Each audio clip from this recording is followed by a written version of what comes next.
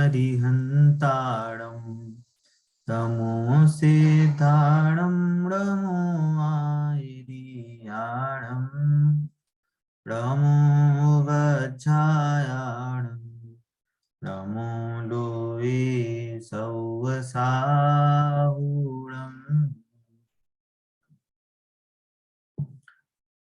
हमारा मंगल विद्यापीठ का हमारे के माध्यम से हम मंगल प्रज्ञा भाग 2 पढ़ रहे हैं। इसमें हमारा ये सेकंड लास्ट चैप्टर आज हम शुरू करेंगे महावीर भगवान के ऊपर। और पिछले पार्ट्स में हमने बहुत ही कहना चाहिए कि इम्पोर्टेंट और बहुत कहना चाहिए जिससे हमारे जैन धर्म की एक नींव खड़ी हो रही है। इस ऐसे कंसेप्ट्स हम पढ़ रहे हैं जैसे पाप, कषाय, है ना, जीवनचर्या कैसी होनी चाहिए, और द्रव्य व्यवस्था का हमने लास्ट में चैप्टर पढ़ा जिसमें हमने 6 द्रव्यों के बारे में जाना और उनके कार्य जाने। ये सारी चीजें हमारी डिस्कस हो गई थी। अभी इन 6 द्रव्यों में भी अगर किसी को कोई डाउट है, कोई नई चीज समझ में नहीं आई है, तो आप पूछ सकते हैं। फिर आपके अगर डाउट्स होंगे तो मैं उसको क्लियर करके फिर मैं नया चैप्टर शुरू करूंगा। अगर नहीं है तो आगे बढ़ेंगे फिर। बताइए, कोई डाउट था? मधु क्लियर जी है आप भैया। क्लियर है? मधु जी क्लियर है भैया, बट वो जो आपने जो मार्क्स कट वाला जो बोला था ना, मूर्ति वाला, वो मुझे एक और बोल दीजिए। थोड़ा सा क्लियर नहीं हुआ देखो, था वो, वर्ड देखो, इधर उधर। हाँ हाँ, बता रहे। देखो, कुछ कुछ चीज है ना, उसमें ये समझना है कि कुछ चीज कॉमन गुण भी हो सकते हैं, कुछ गुण जो हैं वो कॉमन भी हो सकते हैं ना? जैसे हम क्या बोलें कि अजैन की हम बोले, हम अभी एक एग्जाम्पल के रूप में, है ना, कि धर्म कौन कौन से हैं, कि हिंदू, मुस्लिम, सिख, ईसाई, जैन और पारसी, एग्जाम्पल, है ना, 6 धर्म हैं इंडिया में। तो कोई बोले कि भैया अजैन कितने हैं, तो कितने बोलेंगे? हिंदू, मुस्लिम, सिख, ईसाई और पारसी, 5 हो गए। अब इसमें कोई बोले कि मुस्लिम कौन नहीं है, इन पांचों में से भी कोई पूछे कि मुस्लिम कौन नहीं है, तो हिंदू, सिख, ईसाई और पारसी। तो वो मुस्लिम भी नहीं है और जैन भी नहीं है। वैसे ही बात हमने करी थी कि 6 द्रव्यों में से अजीब कितने हैं जिसमें ज्ञान नहीं है, तो बोले 5 द्रव्य, पुद्गल, धर्म, अधर्म, आकाश, काल, है ना। तो पुद्गल के जो गुण थे वो क्या थे? स्पर्श, रस, गंध, वर्ण। तो पुद्गल को मूर्तिक द्रव्य भी कहते हैं। मूर्तिक द्रव्य कहना, रूपी द्रव्य कहना, है ना, ये पुद्गल की एक विशेष गुण के माध्यम से उसको कह रहे हैं। तो ऐसे कितने द्रव्य हैं जो अजीब भी हैं और अमूर्तिक हैं, अरूपी हैं? तो कौन कौन से हो जाएंगे? धर्म, अधर्म, आकाश, काल। बस इतना सा है, और उसमें ऐसा कोई एक्स्ट्रा कुछ समझने वाली चीज नहीं है। बस उसमें हमने गुणों के माध्यम से कैटेगराइज करा है, बस, है ना, जो हमने गुण समझे, ऐसा। ठीक है, बाकी और किसी को कोई और डाउट है? ठीक है, आगे बढ़ते हैं फिर। तो अब हम महावीर भगवान हमारे जो शासन नायक हैं उनके बारे में हम ये चैप्टर पढ़ेंगे। उनका भूतकाल कैसा था, और वो कैसे भगवान बने, किस टाइम पे बने, कैसे बने, है ना। तो वो चीज हम इस चैप्टर के माध्यम से पढ़ेंगे। ठीक है, स्क्रीन दिख रही है सभी को, है ना। हमारा पाठ 7, शासन नायक भगवान महावीर। ठीक है, मंगलार्थियों, हमने देखा था कि मोक्ष मार्ग अखंडित रूप से चलता रहे, इसके लिए विशिष्ट क्षेत्रों में तथा विशिष्ट कालों में भव्यों के महापुण्योदय से कुछ महापुरुष जन्म लेते हैं, है ना। हमने पहले पढ़ा था जब हमारा भगवान और तीर्थंकर के बारे में जब हमने डिस्कशन किया था, है ना, तब हमने ये देखा था कि हमारे जो कर्म भूमि होती है उसमें 6 काल होते हैं। उसमें जो दुखमा सॉरी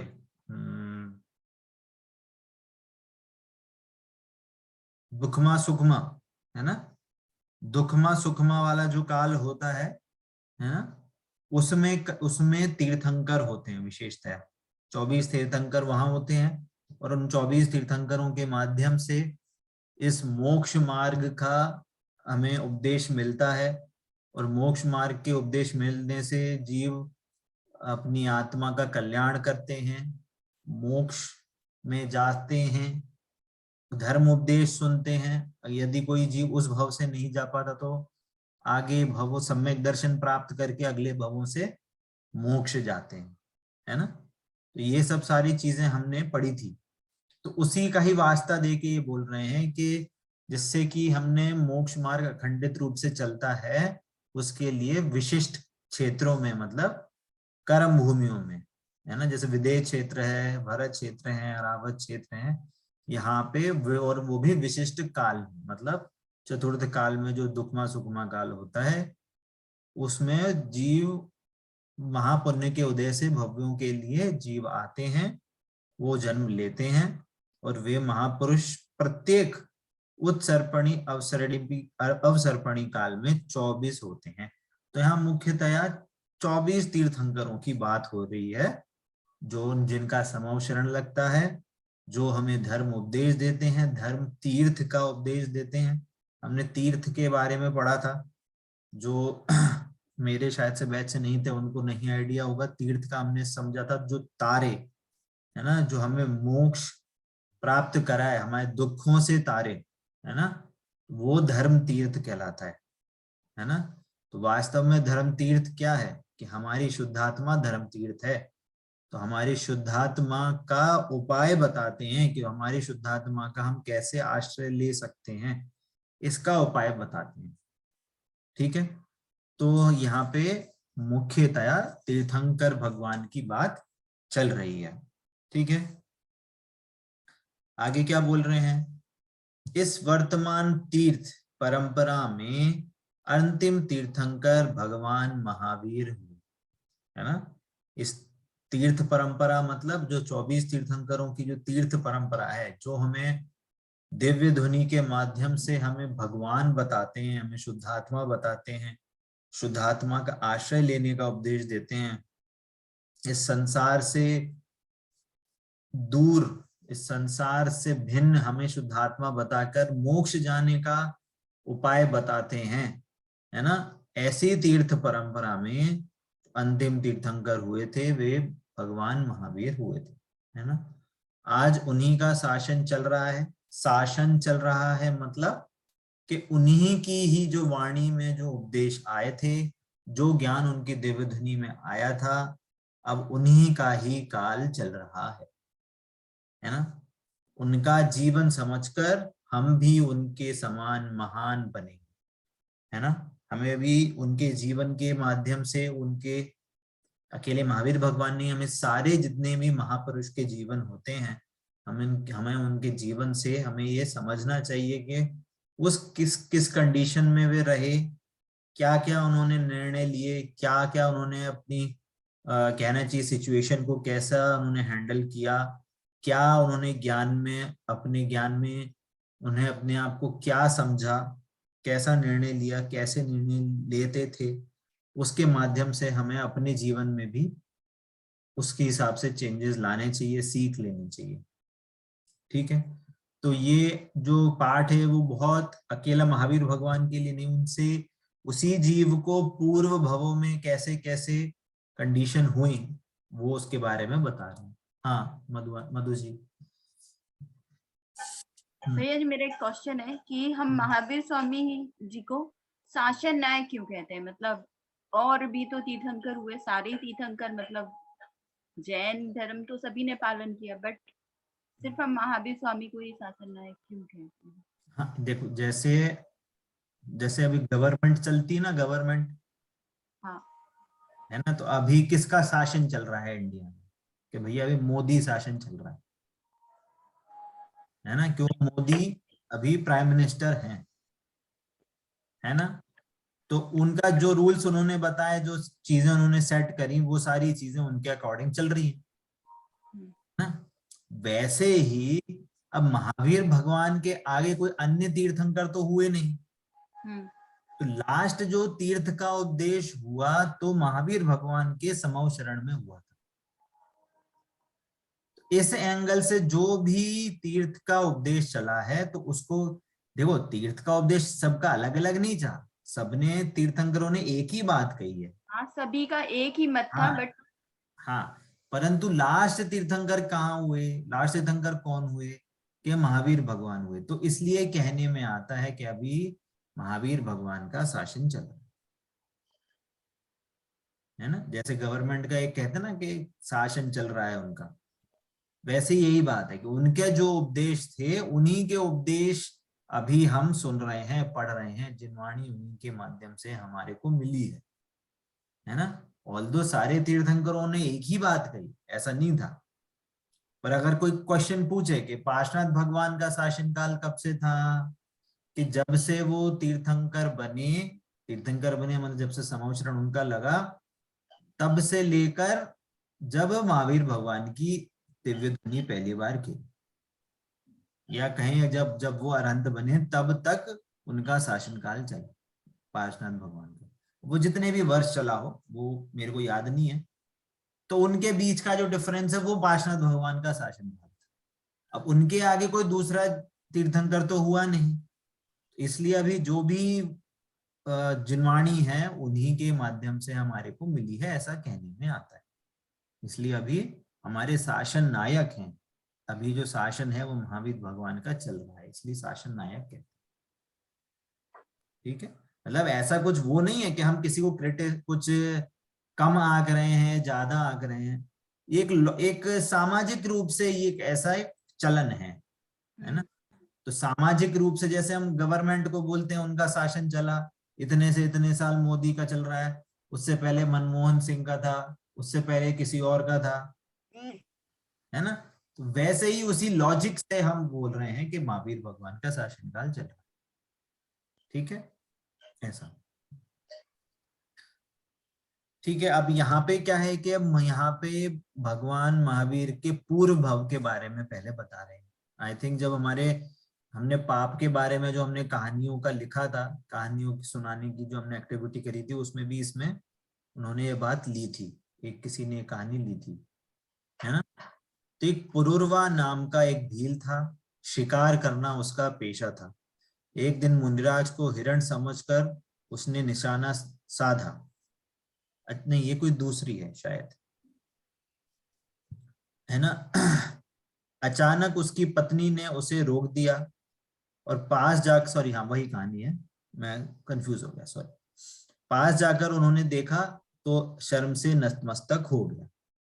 तो वो क्या था, मुनिराज को दूर से देखा तो जंगल में, मुनिराज जंगल में विचरण करते हैं, है ना, शहरों में तो नहीं रहते।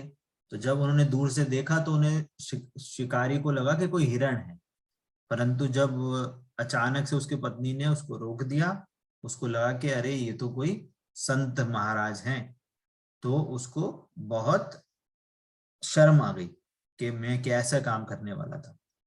वीतरागी संत शत्रु को भी सहज ही अपना बना लेते हैं। धर्म के परिणाम और मुनिराज के उपदेश से उस भील ने कौवे के मांस का त्याग किया और अत्यंत विपत्ति के समय में भी इस व्रत का पालन किया।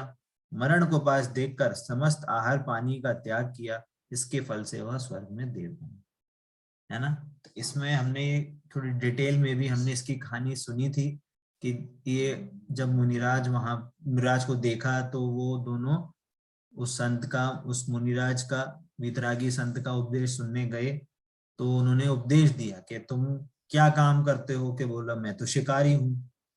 तो बोलते आप क्या खाना पीना खाते हो? मैं तो मांस खाता हूँ। तो उन्होंने उपदेश दिया कि तुम कौवे का मांस त्याग दो। तो हाँ, उसने बोला कि मैं कौवे का मांस त्याग कर सकता हूँ, तो उसने वो त्याग दिया। और जब आगे चल के उसको कोई बीमारी हुई तो विपत्ति के समय में उसका वहां का जो भी वैद्य था, उस कहना चाहिए जंगल का है जो भी, तो उसने उसको बोला कि ये बीमारी कौवे के मांस से ही ठीक हो सकती है। तब उसे याद आया कि मैंने तो संत के सामने ये नियम लिया था, मैं कौवे को नहीं खाऊंगा।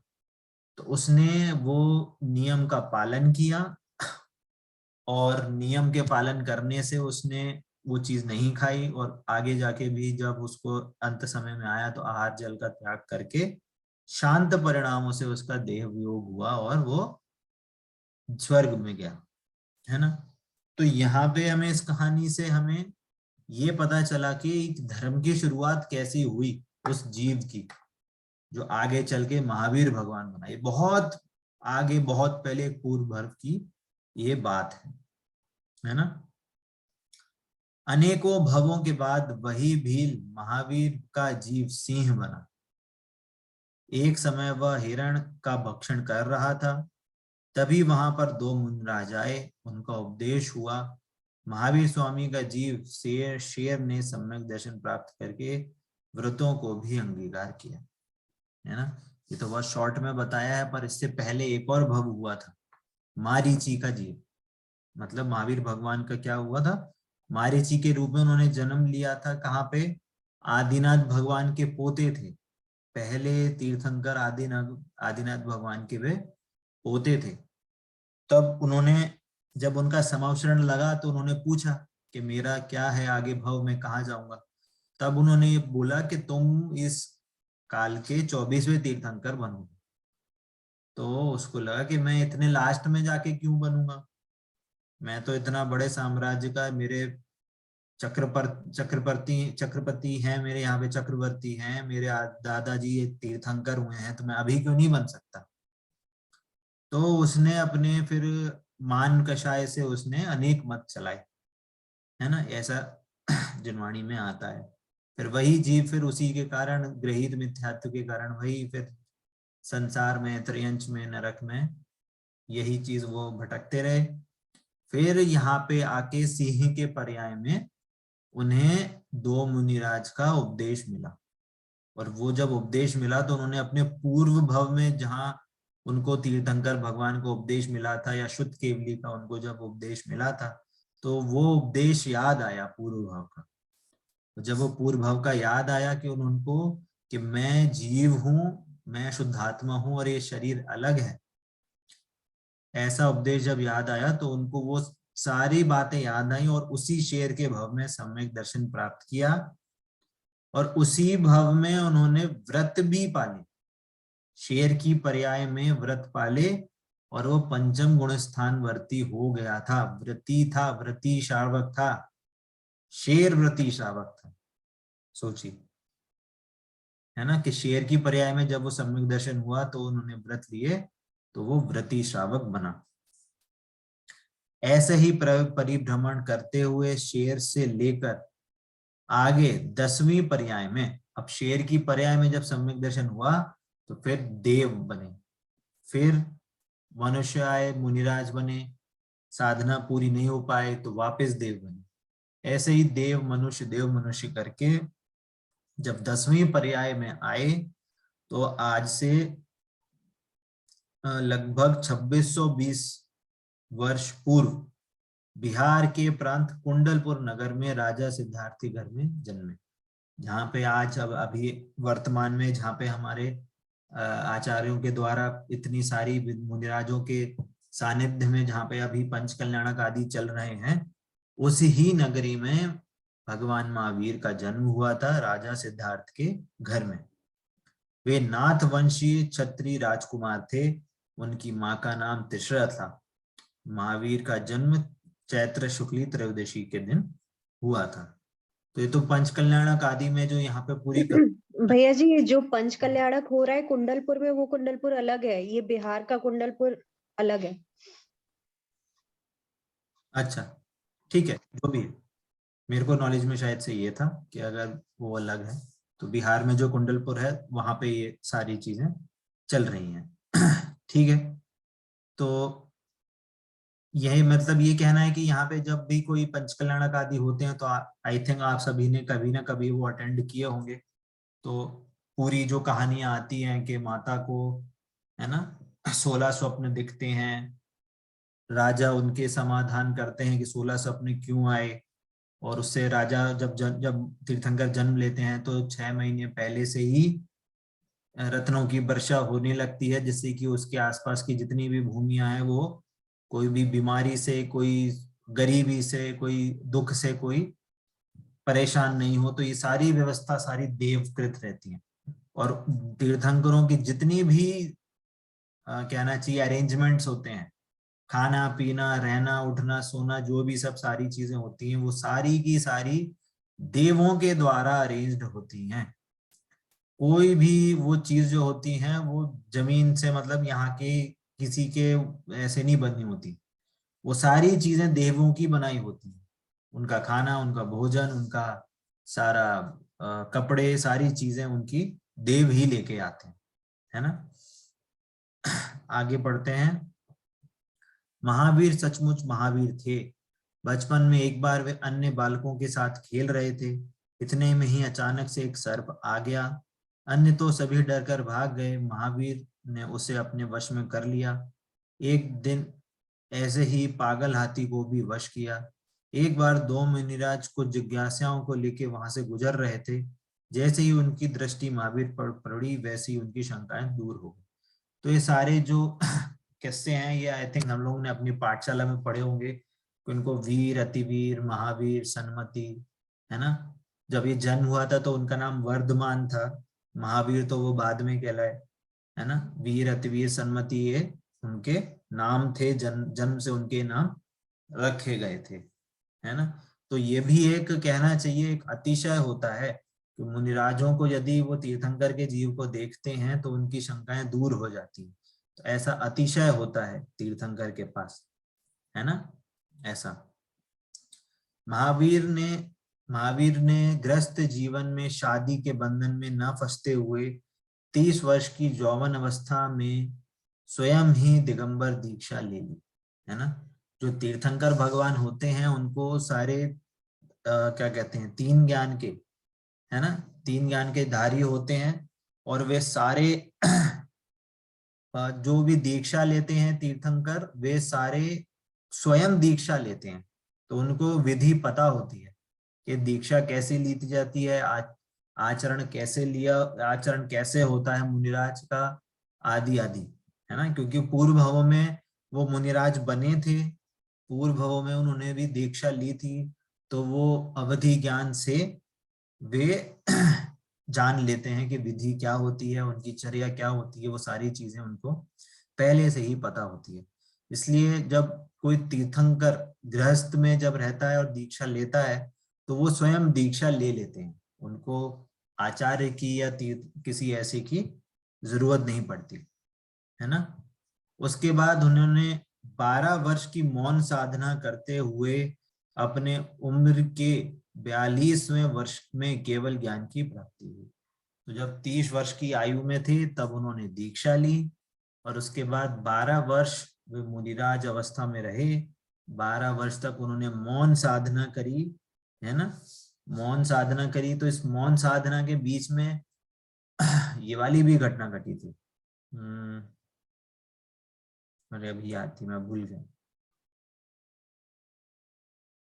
किसी को याद हो तो कि जब एक स्त्री थी जो जेल में अकड़ी हुई थी और उसको बाल भी कटे हुए थे और उसका मन था कि उसको आहार देना है, तो चंदन बाला चंदन बाला, हाँ, चंदन बाला का उनका जो कहानी थी वो उसी की अवस्था की है, मुनिराज अवस्था की।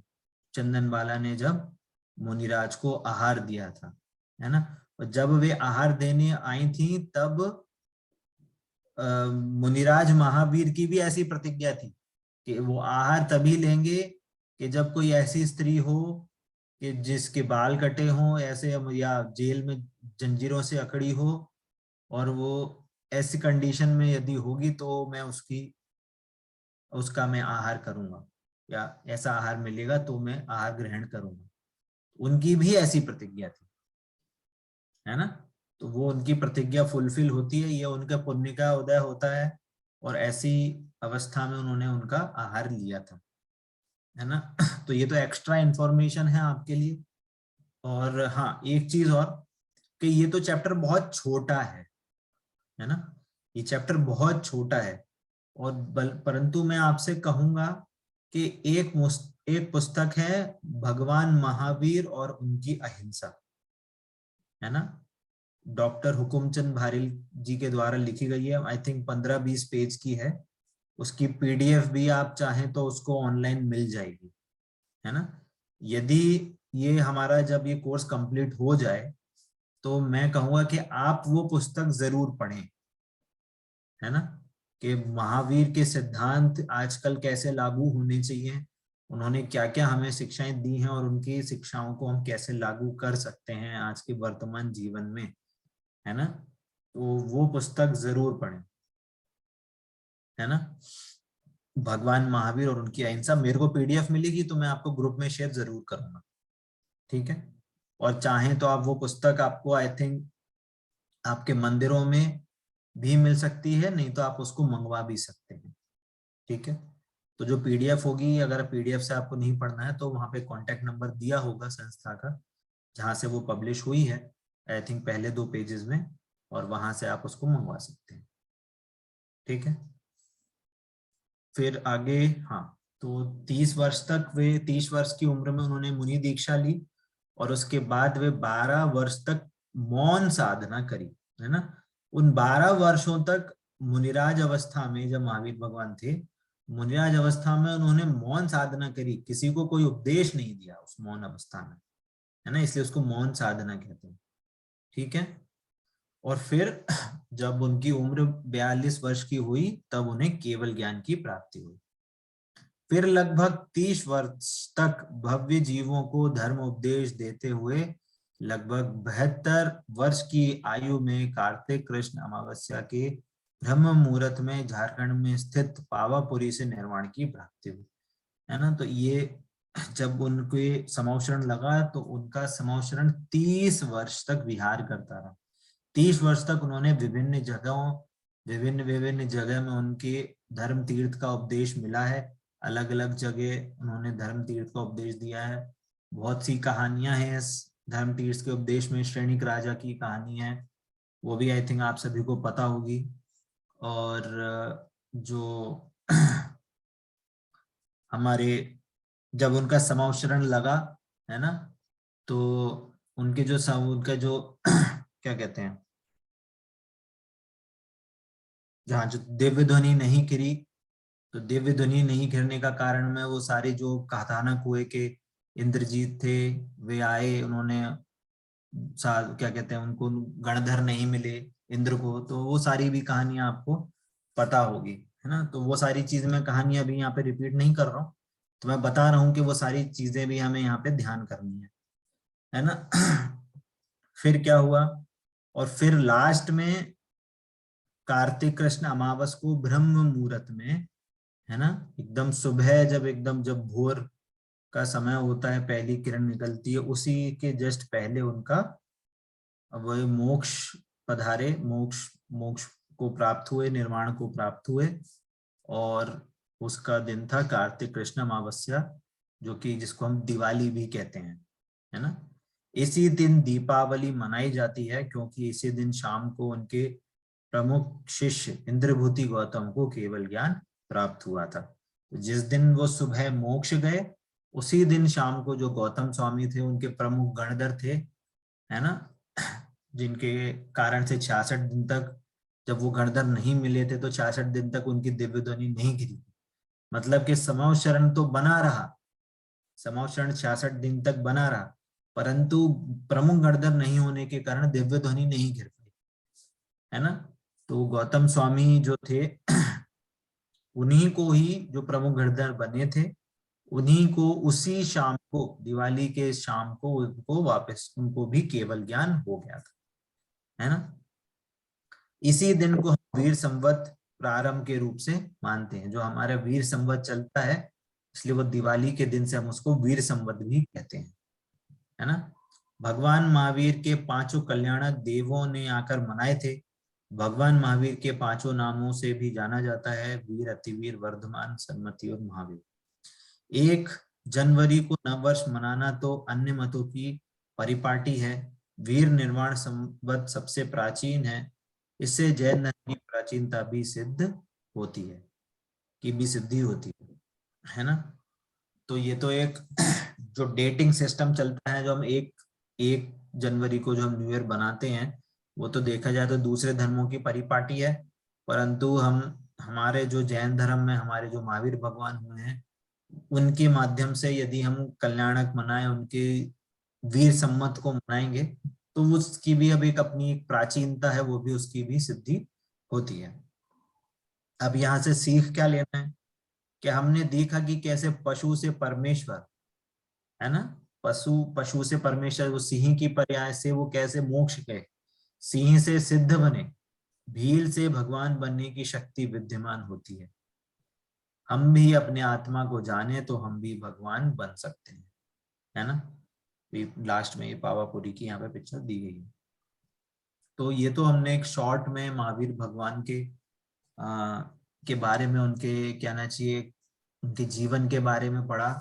तो हमें इसके साथ साथ उनकी जो सीख है, हमें वो सीख भी समझनी चाहिए। ऐसे बहुत सारी, कोई जानता है कि महावीर भगवान के द्वारा जो सीख थी वो क्या थी? किसी को याद है? आपने कभी पाठशाला में पढ़ी हो अपने बच्चों से? आपने जियो और जीने दो। और जीने दो। हाँ, जियो और जीने दो, है ना। और एक और है कि सभी आत्माएं बराबर हैं, कोई छोटा बड़ा नहीं, है ना। ये भी एक महावीर भगवान की सीख है ना। ऐसी तो बहुत भैया सीख है। उनका समूह 30 वर्षों तक भ्रमण करता रहा, तो क्या वो समूह क्या 45 साल में ही 42 साल में ही आ गया था क्या वहां पर? हाँ, तो जैसा केवल ज्ञान होता है, जैसे ही जिस समय केवल ज्ञान होता है, उसके अंतर मुहूर्त में ही समूह शरण की रचना हो जाती है। अच्छा। देवों के द्वारा वो सारे उनको, देवों के द्वारा वो समूह शरण की रचना हो जाती है। और दूसरी बात कि भगवान चलते नहीं है, भगवान समूह शरण को छूते नहीं है, भगवान हवा में स्थिर रहते हैं। और उससे कुछ अंगुल, 3 अंगुल रहता है शायद, 3 अंगुल या 4 अंगुल नीचे वो कमल की रचना होती है, जो हम वेदियों में जो देखते हैं कि वेदी में जो कमल की रचना, 4 अंगुल रहती है। हाँ 4 अंगुल रहती है वो। तो वो 4 अंगुल नीचे वो कमल की रचना होती है। तो वो समूह शरण का जो कमल है वो उसको भी स्पर्श नहीं करते, है ना। और जैसे जैसे उनका विहार, शरीर का विहार होता है, वैसे वैसे समूह शरण भी उनके साथ साथ चलता है। ऐसा है, मतलब रिद्धि है, काइंड ऑफ कह सकते हैं हम। मतलब तीर्थंकर हैं तो वो तो उनकी ऐसी है ही, उनके पास शक्ति है ऐसी, है ना। तो ये हमारा महावीर भगवान का चैप्टर हुआ है आज। और जो मैंने बुक का नाम लिया है वो भी आप जरूर पढ़ें, और उससे आपको पता चलेगा कि महावीर भगवान की जितनी भी सीख है वो हमें कैसे कैसे हमें अपने जीवन में अप्लाई करना चाहिए, है ना। तो समय तो वैसे हमारा पूरा हो गया है, क्लास भी आज हमारा कम ही रही है, परंतु जो हमारी शिक्षाएं हैं, आप चाहें तो ये सारी शिक्षा मैं एक बार फिर से पढ़ लेता हूँ। मेरे को लगा था आपको पता होंगी, पर ठीक है, कोई दिक्कत नहीं, मैं इसको पढ़ ही देता हूँ सभी लोगों के लिए। पहली, सभी आत्माएं बराबर हैं, कोई छोटा बड़ा नहीं है, है ना। तो हम सारे अपने जीवन में देखते हैं कि जैसे मेरे हिसाब से जैनिज्म ही एक ऐसा धर्म है जो बोलता है कि चींटी में भी जीव है, जैसे आपको दुख होता है वो चींटी में भी आप उसी को ही उसी प्रकार दुख होता है। पर चींटी के साथ साथ तो छोड़िए, जो पानी में भी जीव हैं उसकी भी रक्षा करने का उपदेश हमारे जैन धर्म में दिया गया है। तो आप सोच सकते हैं कि जैन धर्म के जितने भी उपदेश हैं वो जीव मात्र के लिए है ना। और जब छोटे जीवों को हम उसकी रक्षा करने का हमें उपदेश मिल रहा है, तो वैसे ही हमारे परिवार में हमारे भाई बहन, पति पत्नी, बेटा बेटी, सभी के परिणामों की, सभी के देखभाल की भी हमारे पे एक कहना चाहिए एक हमारी ड्यूटी है कि जैसे हम उनकी छोटे जीवों की भी जैसे हम रक्षा कर रहे हैं, वैसी रक्षा हम अपने परिवार के जीवों की भी रक्षा करें। मतलब ऐसा ना हो पानी तो छान रहे हैं परंतु सास अपने बहू को हमेशा डांटती रहे, तुमने ऐसा क्यों कर दिया, तुमने ऐसा क्यों कर दिया। ये माँ तो 16 का पूरा पालन करती है पर वो अपने बेटी बेटियों पे ही चिल्लाती रहती है, तुम ऐसे क्यों, तुम वैसे क्यों। देवरानी जेठानी या कोई भी व्यक्ति हो, मैं तो एग्जाम्पल बोल रहा हूँ, है ना। तो हमें अपने आसपास के जीवों को भी जीव गिनना चाहिए, है ना। दूसरी, भगवान कोई अलग से नहीं होते, जो जीव पुरुषार्थ करे वही भगवान बन सकता है। ये जो कला हमारे जैनिज्म में बताई गई है, वेद विज्ञान की कला, कि हर जीव जो पुरुषार्थ करेगा वो भगवान बन सकता है। हर जीव को हर जीव में भगवान बनने की लायकात है। कोई ऐसा नहीं है कि जो कि हर के कोई भक्ति बना रहेगा, कोई मोक्ष नहीं जा सकता, है ना। हर जीव यदि जो भी जीव पुरुषार्थ करेगा वो भगवान बन सकता है ना। भगवान जगत की किसी भी वस्तु के कुछ करता हरता नहीं है, मात्र जानते हैं। हमारे जैन धर्म में भगवान को करता धरता नहीं कहा, ये हरता भी नहीं कहा है कि हर लेगा, है ना।